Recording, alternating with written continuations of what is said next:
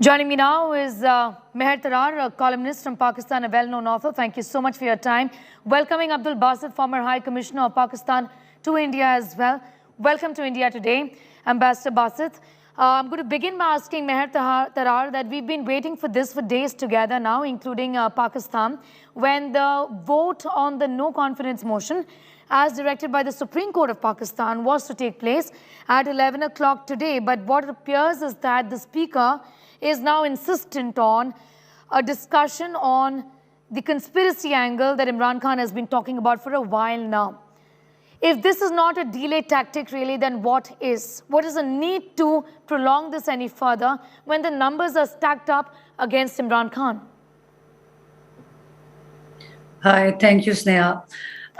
Yes, of course, it's a delay tactic.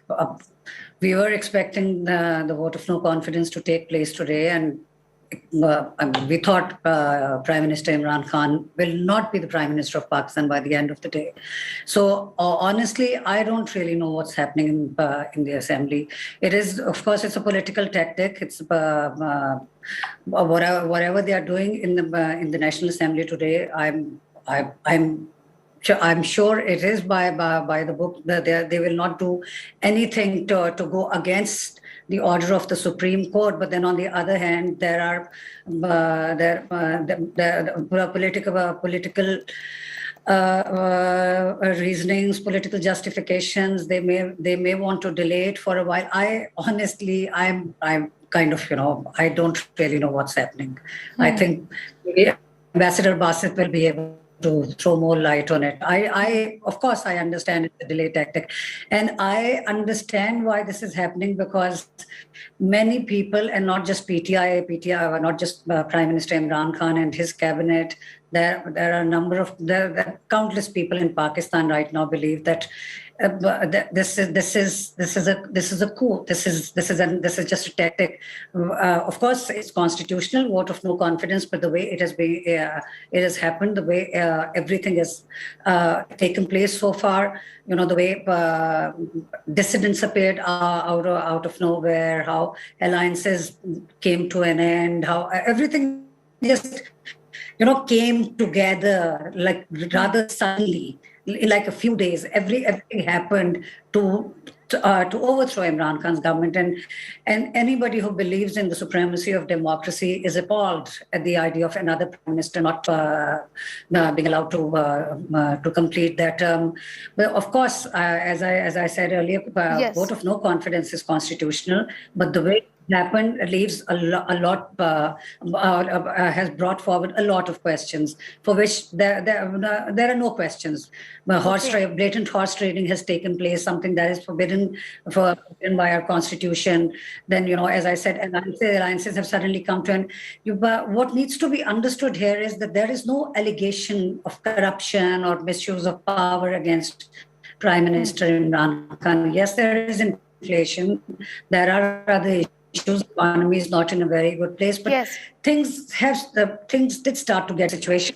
But it's not that suddenly, the entire country erupted into unrest, that this prime minister must go, things are not getting better, and let's get rid of him. That didn't happen. So obviously, a person who does not think that he should be, as I use the word ousted, he doesn't believe that he should be overthrown. Yes. His government should be overthrown. Well, So obviously undoubtedly, he doesn't. This is a big political battle, the toughest one, Ambassador Basit, for Imran Khan. But what does it really look like?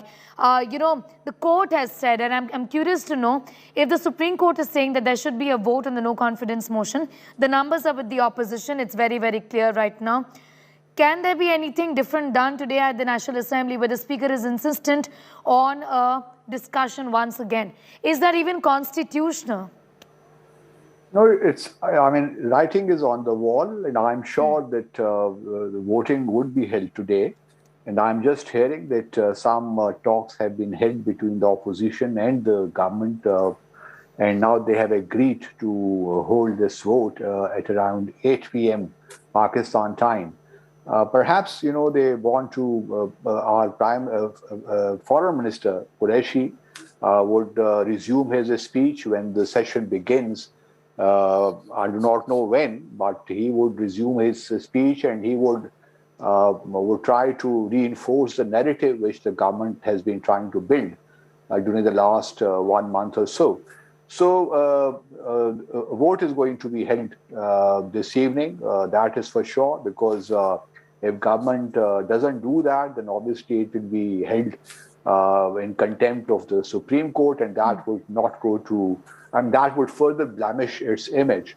So my feeling is, and what what we are hearing from different sources, is that vote will take place at around 8 p.m. Pakistan time. Okay, we'll in fact just check on that as well. But Meher Tarar, you did say that there are no corruption allegations against Imran Khan. Well, the opposition has been saying, what did you promise in 2018? You said you're not going to go with a begging bowl, and you just went back on that promise. You promised to bring Pakistan out of the economic mess. You couldn't do that. You plunged Pakistan further into economic turmoil. Essentially, you are the one responsible for inflation in Pakistan and the mess it has found itself in financially. So there is no authority, there is no moral right for you to continue. That is something that you would agree with, isn't it? That there have been many, many failures of Imran Khan, the Prime Minister.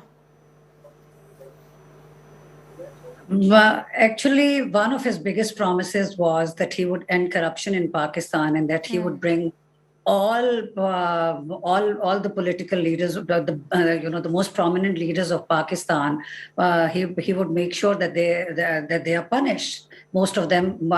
It's very interesting that right now the person who's fighting, the prime ministerial candidate for the opposition, is out on bail. So is Asif Zardari, who's heading Pakistan People's Party with his son. So all the major, most of the leaders are facing. I mean, they're all out on bail. Whether all the cases are justified or not, I'm not going to go into that because that's another debate altogether. And did all of them deserve to be in jail, or all allegations are correct, are correct or not? So that was one of his promises, and many of his voters and supporters have been very badly disappointed. But not, despite like enormous evidence, despite like tangible, verifiable evidence, Imran Khan has not been able to ensure that any one of them either returns the looted money or are at least. Or are at least jailed. So that's one thing. Yes, as far as PTI government is concerned, they believe and they show it. The government they inherited was in the country they inherited and the economy they inherited was in such a bad state in 2018 that they had no recourse but to go to IMF, and that kind of started this economic downfall.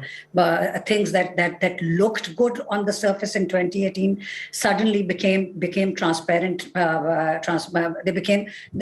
were shown to be hollow. That the policies of the earlier government were not really what people thought they were. As I'm not an economic expert, I don't think I should be commenting more on that. Okay. But what has happened is like just now on the 31st of March, the Sehat card, it was launched in Punjab. Pakistan has 4 provinces, and it was launched in the biggest province in Pakistan, that is 110 million people. That is universal healthcare for each and every resident of Punjab.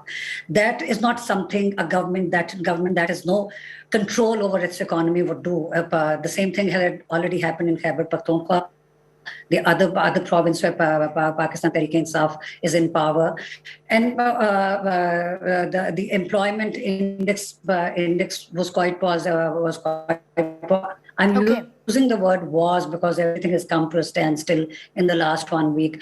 So yes, people are really tired of the inflation. Everything, because the underprivileged people, they were very, very disillusioned with Imran Khan's government because of that.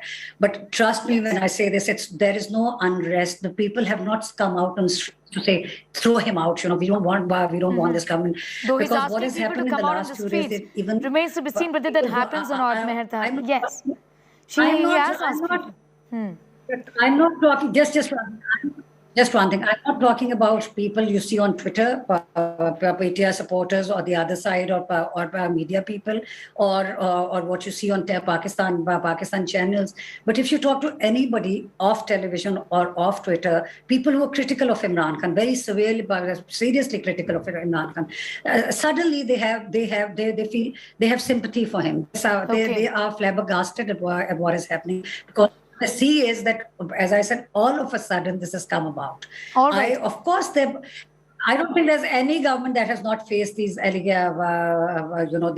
these complaints or grievances of bad governance, of inflation, of things going bad, of unemployment. So I hope you understand that this was not something that can easily be justified to people, at least. All right, but it's a big political fight for Imran Khan, really a fight for survival, essentially, when it comes to his political career.